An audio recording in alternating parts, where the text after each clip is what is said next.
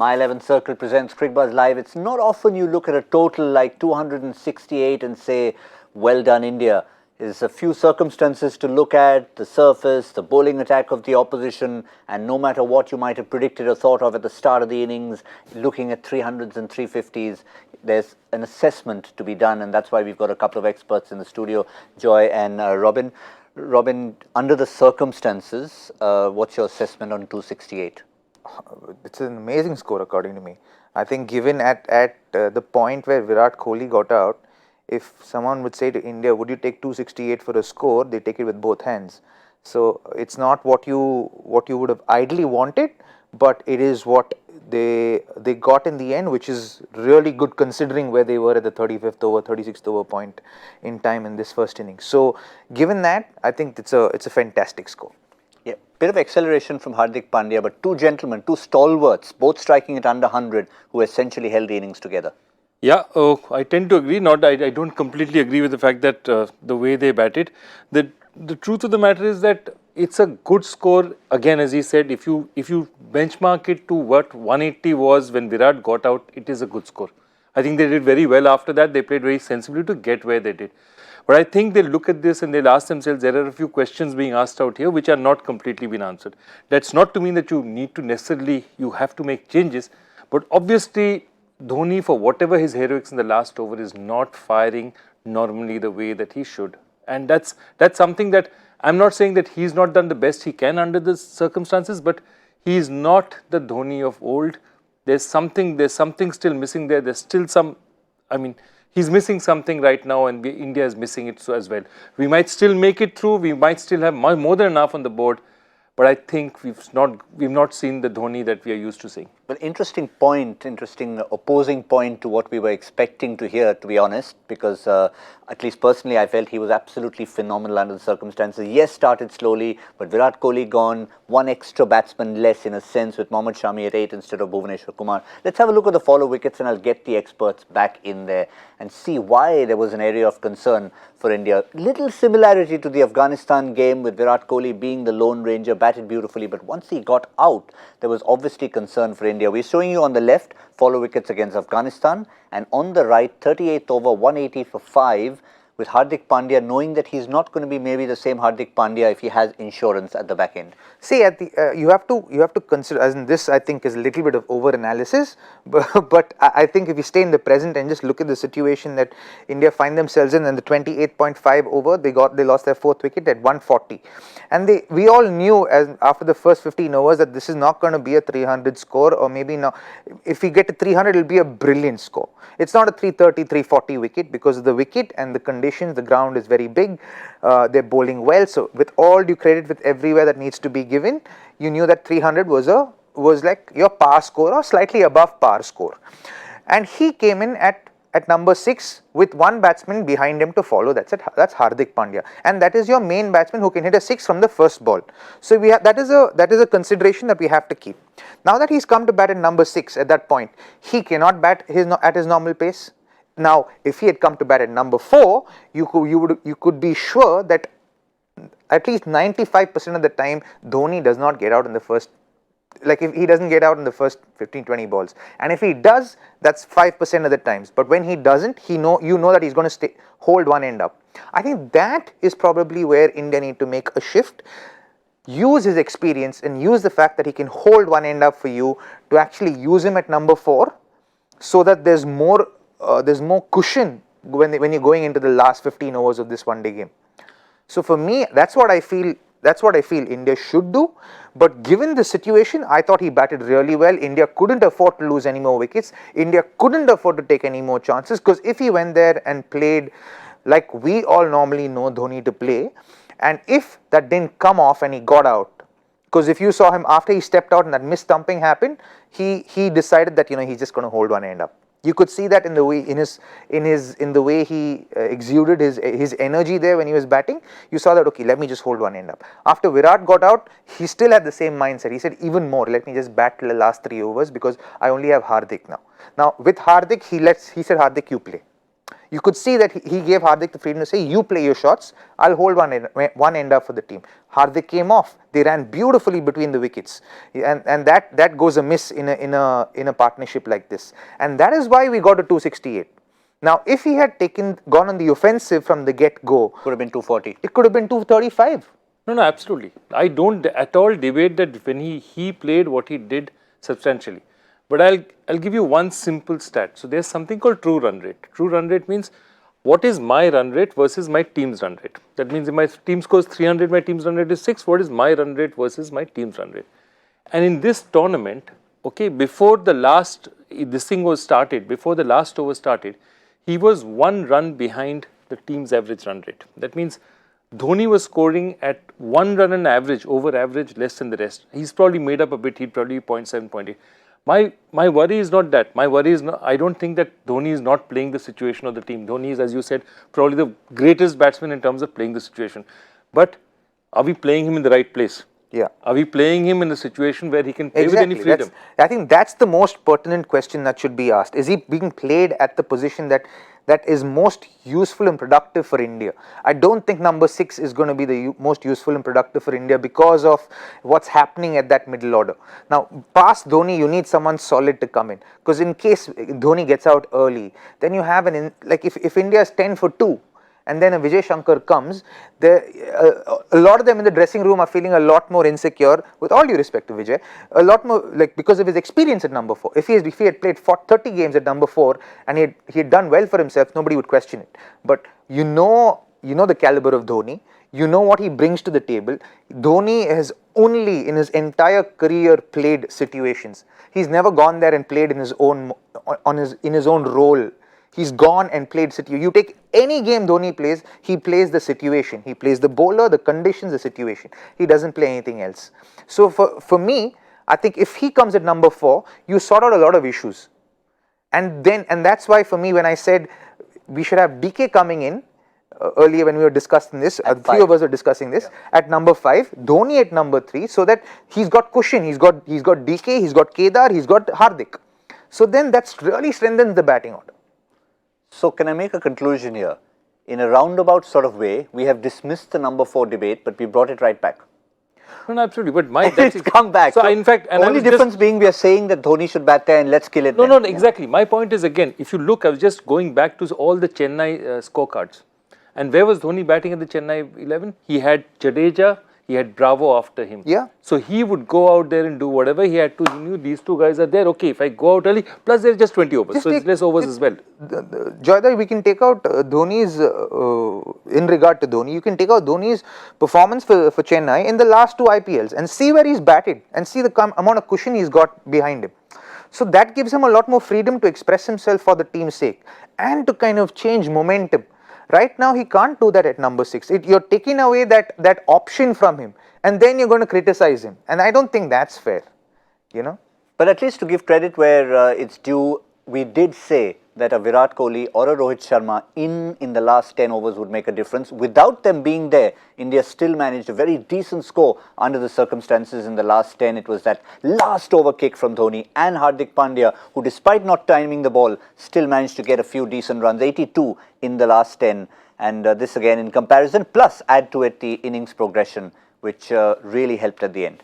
Look, but I go back to that. I think really this is crying for somebody like Dinesh Karthik, a more experienced hand under circumstances, because for whatever it's worth, we talk about 2-4, whatever it is, Vijay Shankar does look that he's under the pressure of not being able to convert.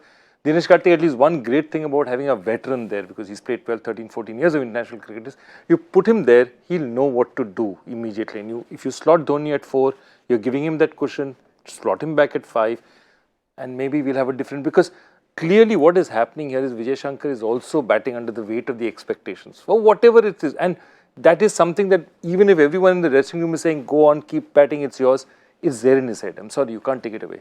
Can you repeat that one more time? Because we've got this huge smile, even though I can't see our producer. So we've got KKR, KKR, KKR. We're talking only about Dinesh Karthik. Let's forget anything about this match right now. We promised you we'd somehow sneak that in at some point, and we'd steer all other discussions away. No, but I think this is irrespective of KKR. Of course, this is about India. No, of course it is. I was just I know, but because it's getting a little emotional. I think you want that to be addressed, because I think by not doing the obvious, you are actually, I think by not addressing what needs to be addressed, you're leaving it more like open to people pointing things out, people hurting it a lot more, lot of inflictions happening at that point. But if you actually just do what's required and do the obvious, honestly, in this situation, we wouldn't have that issue. And I could clearly see that when Hardik is going and Dhoni is just saying you go, because he just can't afford to take the risk at that point in time. Yeah, let's talk about the partnerships, because again the mantra was let's get big partnerships. It's always been that for 50 over cricket. Virat Kohli's mentioned it. So we did have the partnerships like we had in previous games, Afghanistan being one example. But where was the big partnership that we're talking about? 70 of 60, yes, you'd say that was decent, and it did give us a pass score, as Kemar Roach has pointed out. But I think we were missing the three-figure partnership. Well, yeah, you were definitely missing a three-figure partnership, but it wasn't like there was an intent. If you could look at every partnership in there, 29 of 36, 69 of 88, 28 of 33, 14 of 16, 40 of 57, you see there was intent in all those partnerships to make it a big one. So there is intent, which is a good thing, I think, which is what should be focused on. The fact that there's intent to create a partnership that really goes on. Like if you saw wickets that fell back-to-back wickets, then you'd have an issue. Then you'd say that there's probably intent is missing. But here there is intent. There is actually clear intent that, okay, we need to get partnerships, and everyone's working towards that. We have to give credit to West Indies also. They bowled really well. I thought the changes that were made while they were made during the course of the innings were very good, and they got wickets. And I thought Sheldon Cottrell has been bowling well, but I thought for me the standout was Kemar Roach with the way he bowled. He finished bowling inside 35 overs, but he was extremely, he had created an impact at every spell that he bowled, and kept the Indians very real at where they were. The real worry from the West Indies point of view, if you have a look at that, is 96 of the fifth bowler. Every other bowler was outstanding. Every other bowler was outstanding. Even their newcomer Fabian Allen didn't take wickets, but look at that, 10 overs for 52. And this is actually Jason Holder's perfect pitch, because see, Jason Holder is not a flat-out bowler. He's at 80, 82, 83, but the bounce he gets on this kind of pitch, bounces all right up here, they're just unable to force him. Just look at the stats. He's bowled beautifully today. He got his just reward today, and notice normally Jason Holder doesn't bowl himself out. And it was the first time in the tournament, 10 overs. First time in the tournament he bowled himself. One more question I want to come up, which is that Rohit Sharma, that dismissal. I mean, the one most in a hurry today were not the Indian batsmen, it was obviously the third umpire, because that quickly he managed to decide what was a fairly complex decision. So I went out and looked in the net, because one of the things about what you call snick is, how does a snick actually happen? Okay, so how does a snickometer work? The snickometer is working. What are you actually measuring when you see this? What you're actually measuring is sound waves. Okay. Now, sound waves can actually be created even when you're very close to the, that means if the seam is close to the bat, you will still get a spike even if bat and ball don't touch. So then the question is, how do you actually judge sound waves like that? You judge it by the fact that if it's a pressure like that, then the sound waves are a bit muted. They're like that, they're like jagged over a period rather than one sharp spike. And my only point was that, looking at it 2 times, 3 times, I don't think the third umpire spent that much on, look, this is India's informed batsman. He could have taken a couple more minutes. That's all I had to say. The hastiness, I know you were of the opinion that you thought it was fine, but we were only debating with the fact that could he have taken more time. I have to agree. I definitely felt that it did feel like the umpire was quick to give that decision. He didn't really, study it as much as, the viewers would have liked him to study it, because it didn't give us an opportunity to study it as deeply as well. He saw it for, I think, less than 40 seconds, and then he had made his decision. So I think there was a delay, there was a error in the amount of time that was taken to make that judgment. It may still be right, but yeah. Yeah, it was right, but that was touch and go. You could have also said, maybe it hit the pad simultaneously when it hit, because there was a little bit of daylight, and then you felt that there was probably pad as well when it simultaneously hit the edge. You never know. So if time was spent, it would have probably created more doubt in his head and probably would have been given not out. But he didn't take that. And it is a big call for India. Yeah, Big Rohit call. Sharma You're informed batsman here. You're informed batsman. First innings, last match he gets a Jaffa, and that Mujib ball was a beauty. Then he comes and gets a. Oh, this ball was a Jaffer as well. Yeah, it was a beautiful delivery. Cut him in half. Yeah, it actually was a great delivery and a great catch behind the wicket because it's like. Yeah, that's the one thing you were talking about. Yeah, like no one's talking about that catch. That's a beautiful catch. People are going to talk about. Not the first one. Not the first one. Everyone will remember Shea Hope for the missed stumping. Yeah, everyone will remember Shea Hope for the missed stumping. But they won't talk about those 4-5 catches that he's taken brilliantly behind the wickets. Wicket keepers, be it full-time or part-time. It is just absolutely thankless. But let's talk about someone who doesn't keep wickets, but is also often seen to have a thankless job because every little bit he does, every move he does is scrutinized. The captain of India, Virat Kohli. We did say at the start that it's not about getting to those 3 figures, but how satisfied would he have been with whatever he contributes. Today, I would say reasonably satisfied because he got to 72, but a manner of his dismissal, he'd look at that over and over again. Not a very Virat-like dismissal. No, definitely not. Obviously, he anticipated the ball to bounce a lot more. That's why he got into the shot with a higher bat, and then he recognized the ball down here and just finished the shot, thinking that it won't go to that mid-wicket fielder. It'll probably go squarer, but it went straight to that fielder.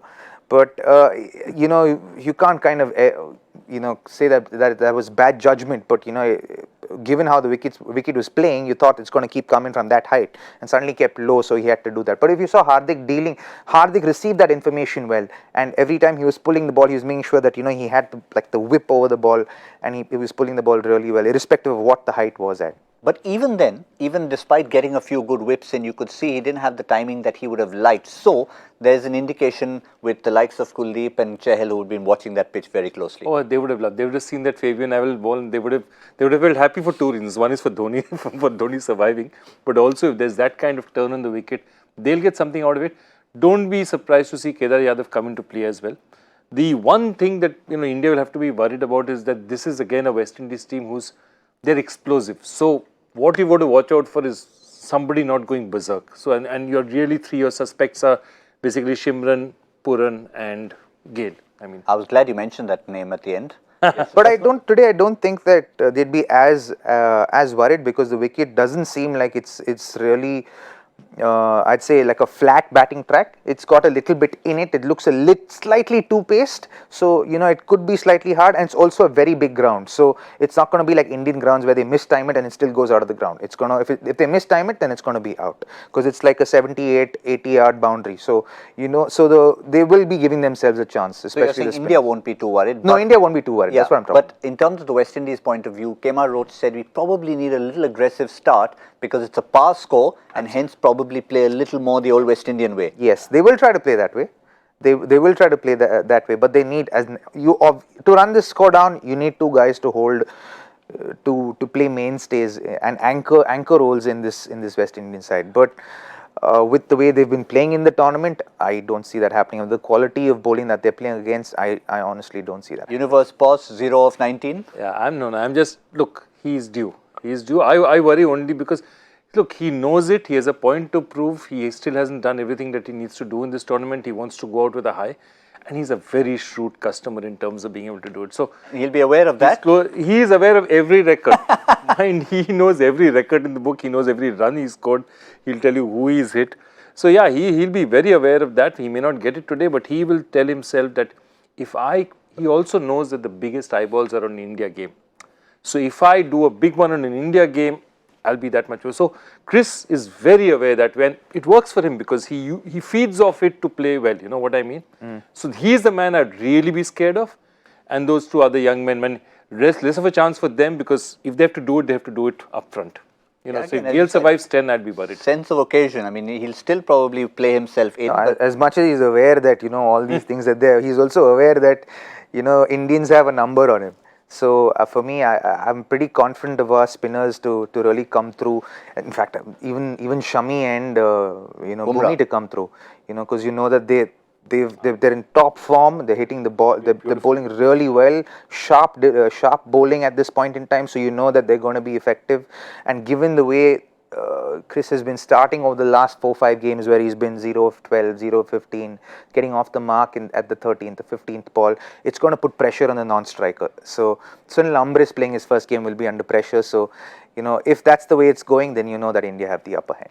What about the fans? I mean, we can talk all we want, whether it's going to be Shaboom making more of an impact or Chakum making more of an impact, but the fans will have their own ideas. And as always, Danish was in the midst of all of it all, trying to get a sense of the fans. Here's Danish from centre stage.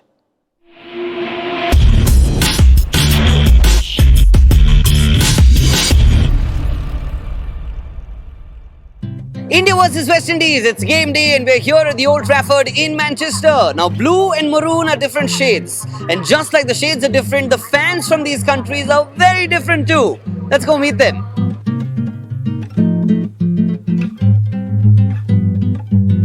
Now when India beat the West Indies in 1983, since then we've never really had like a, it's never rivalry between India and West Indies. It's a very relaxed atmosphere. Why?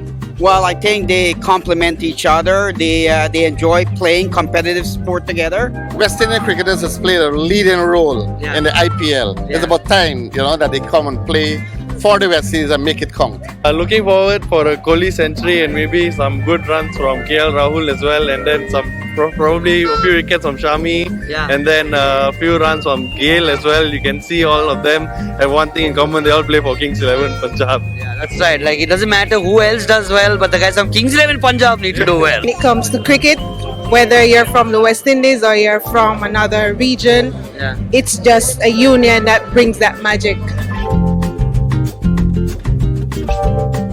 We like India, we like the West Indies, but we're from the West Indies, so we have to pick a team. We're picking the West Indies. Together, these teams have always have fun together. So it doesn't matter who win. We're all here to enjoy the sport, have fun. अच्छा अभी ये देखो, मैं बहुत सारे लोगों से बात किया अभी. वेस्ट इंडीज के लोग बोल रहे हैं अभी ये सब पार्टी है, एंजॉय करते हैं, चलो इंडिया जीते हम जीते, मजा करते हैं. आपको क्या लगता है सर? नहीं, इंडिया जीतना, इंडिया जीतेगा. India world cup, India world cup, India! Alright, what is your name, brother? My name's Michael, man. Here to support the West Indies. We're going to win today. I know I'm laughing when I'm saying that, but you have to be hopeful supporting the West Indies. Competition is just all about the best players just have to win the game. Right. So whether supporters are here for West Indies or supporters are here for India, it's just a game for fun and enjoyment, and may the best player win. So what is your cheer, sir, for today? But batting. won the World Cup. What are they saying, bro? What is your cheer? Yeah. खेल उनके पास है, धोनी हमारे पास है, तो India will win. Virat, Dhoni, everyone is with us. India and West Indies, right? You never hear of a rivalry between these two teams. Correct, yeah. Why? No, it is a long historic, like right from Richie Richardson and from Malcolm Marshall. We have huge fan base in India for them. Yeah. Like, you will not believe, like we guys used to play BLC when rest of the people used to play EA Sports. We used to play Reglara cricket. Yeah. So we were like so much damn fan of West Indies. Yeah. So even in the video game we play BLC. It's just a perfect. We're all here because we all love cricket. Let's be honest, and that's what brings it all together.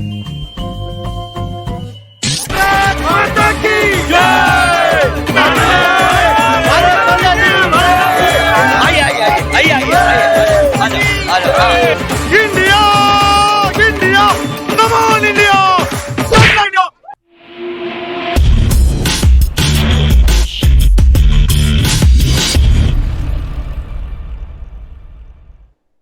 What I really love is that the best West Indian fan there was not from Jamaica, Barbados or Guyana. He was from Notting Hill. Proper Cockney West Indian fan was their most hardcore fan. Wasn't that I lovely? really like that Michael guy. I thought he spoke the most sense. Yeah, but he was English. He wasn't West Indian. The other thing I thought was the best dress was the guy in the last shot that you saw. So basically, in a West Indian versus Indian match, you had a red man in a red Indian regalia. So all the Indians have been represented: West Indian, Indian, red Indian, everything was there. Good geography lesson in there. Absolutely, sir. Good geography lesson in there. And of Be course, sure to not miss any of those when Joy does around. Oh, No, yes. my question is, the guy must have gone and historical said, trivia. I'm an Indian supporter, can you get me some Indian costume? They would have said, yeah, wear this Apache costume, it's perfect for you. Yes. Absolutely brilliant. But I think the one difference between the two, the West Indians happy to party, but they don't care who wins. It's the Indians. No, they do care who wins. I think they're just saying let the best team win. Like even when Michael was saying, then you know which team it is. Yeah. So essentially, but they want to have they want to play the sport for the sport that it is, right? It unifies people, and that's what's beautiful about our sport, because it like that guy talking about Brian Lara cricket and him playing like with West Indian players, and in computer games using a West Indian guy's computer game. Like even that, it's a sport that unifies people. So in that sense, you can see that the West Indians there who are speaking a little more large-sighted about the sport. So we should take each other on and... No. Not, why? I'm tired of losing to you, mate. No, but we haven't tried each other. You are not bad. About this one, no, I'm very bad at it. I'm literally one generation before people who got onto this. All right, but it's nice to see that people, when they talk about history, can only go as far back as Richie Richardson. Yeah. Here I thought we were going to start talking about Rohan Kanhai, Alvin Karicharan, yeah. the 3 Ws, but no. Richie Richardson is history. I think what he meant to say was Viv Richardson, and he said Richie Richardson. Yeah, well. Yeah, it's the same thing, Richardson's son from Antigua. But we still, by the way, need to get a prediction, because thanks to the surface, thanks to good bowling from almost all the West Indian bowlers, we are way off the mark in terms of our My 11 Circle expert couch. So we've got to try and revive it. So Joy, will you go first? Okay. Yes? Great. 210. 210 for the West Indies? Yeah. All right, 210 playing 268. Oh, but I was thinking the other way. I was thinking India in the 30th over. India in the 30th over? Will win. You mean... We can't, no, we are batting. Sorry. West Indies. Sorry, we'll get West Indies all out by the 30th over. Oh, okay. But for how much, roughly? I was not thinking about the runs, so... If they get out in 30 overs, it's not... 38. 38th over. 38th over. All right. So that's what I was... that was my prediction. That's my prediction. I'm not thinking... I'm going 191. 191. I like to get these odd numbers in. 333 was completely killed me there. So 191, West Indians listening won't care, may the best team win, man. But for the Indians, it's serious business. We'll party, we'll dance, but you India have to win. India have to win, no matter what. It's like it's every Indian mother. Yeah, why haven't you got 99? Yeah, why haven't you got that much? Yes. And I can tell you what, we can have all the passion we want, but the guy who's in our ear, the producer, he's much more passionate than all of us put together. He bleeds blue, truly. So if we say anything wrong, pop, we're going to get it. All right, that's what we have from My 11 Circle presents Cricbuzz Live. We'll see where the West Indians are in 15 overs time, and that'll tell a bit of a story on Cricbuzz Combox. So don't miss it. It's going to tell quite a story.